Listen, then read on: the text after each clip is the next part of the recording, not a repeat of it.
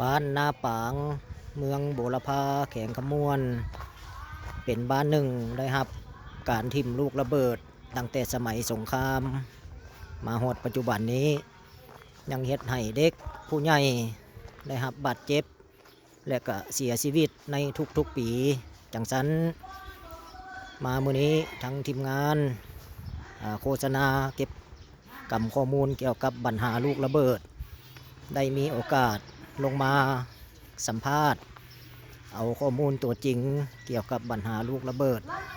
แต่สมัยสงครามที่ยังตกค้างอยู่จังสันรายละเอียดต่างๆเราจะพาท่านมาเบิ่งในการโฆษณาของทางทีมงานเพิ่นนั่นคือบอลอยู่ของลูกระเบิดเด้อหากสมมติว่าป้าครูถามว่าเอาบอลอยู่ของลูกระเบิดมันอยู่ใส่แน่พวกเจ้าก็ตอบไปรถเลย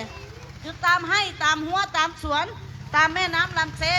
ตามภูผ้าป่าดงหรือสะสายอยู่ตามหมู่บ้านของพวกเขาอันนี้คือบอลอยู่ของลูกระเบิดเด้อระเบิดที่เพิ่นเอามาที่แต่ปี1964 5713นั่นนะ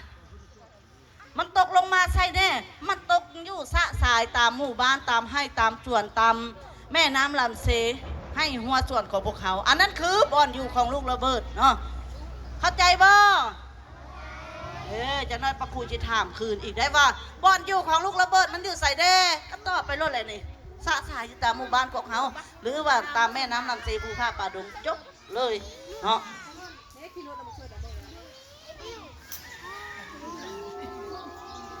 บ่มและลูกระเบิดใหญ่พ้นเขียนว่าอันนี้แม่นบ่ลูกระเบิดนี่แม่นบ่หน่วยใหญ่คือหน่วยน้อยนี่เนาะบอกว่าสิเป็นหน่วยใหญ่บอกว่าสิเป็นหน่วยน้อยของลูกระเบิดล้วนแล้วแต่เป็นอันตรายเบิดเนาะฉะนั้นให้เบิ้งดูถ้าเจ้าเบิ้งดู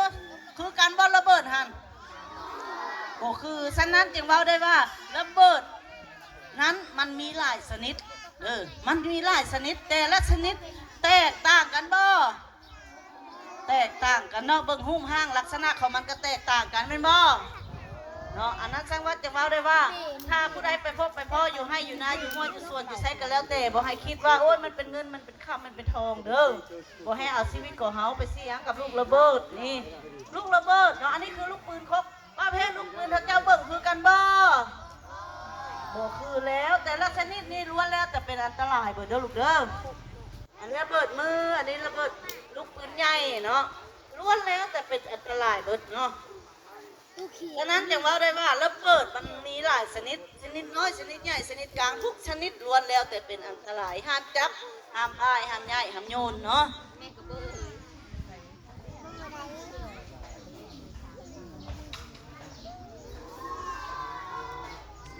แม่นบอลูกระเบิดนี่แม่นบอน้อยใหญ่คือน้อยๆนี่บอกว่าสิเป็นน้อยใหญ่บอกว่าสิเป็นน้อยๆของลูกระเบิดนั้นล้วนแล้วแต่เป็นอันตรายเด้อระเบิดบอกว่าสิเป็นชนิดใหม่ชนิดเก่าทุกลูกระเบิดล้วนแล้วแต่เป็นอันตรายเบิดเด้อลูกเด้อเข้าใจบ่เอาฟังเบิ่งบัดนี้ระเบิดสามารถแตกขึ้นมีอยู่2เงื่อนไขเด้อมีอยู่2เงื่อนไขก็คือทางวิชาการเพิ่นได้เผยแพร่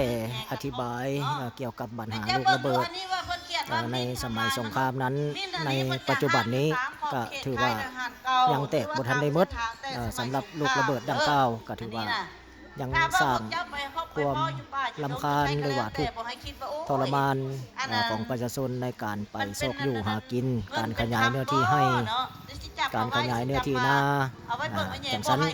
รายละเอียดต่างๆถ้าเราจะได้นำเสนอในโอกาสต่อไป